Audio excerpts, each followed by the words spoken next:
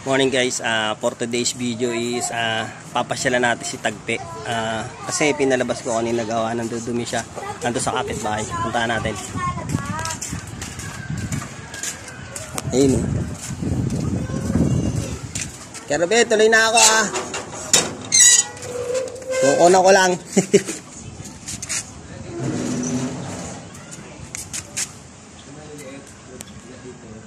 Ay, wala po dyan. Saan kaya? Saan kaya nito dinala? Baka dinala na naman ng nanay. Wala naman doon sa amin. Na ano to, nabalda to, naapakan ko ng mga siguro 4 na araw na nakalipas ngayon. Pagkuha ko ng tuwalya, natutulog kasi doon sa kama. Hindi ko nakita. Kaya pag naglalakad, nababalda. Pero nakakalakad na siya. Tapos konting lakad na ano ulit. Yan puti.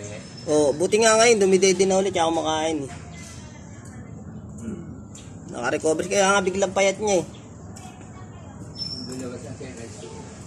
Sa kaya yung akala ko nga nandiyan yung dalawa eh. Kukuhanan ko din eh.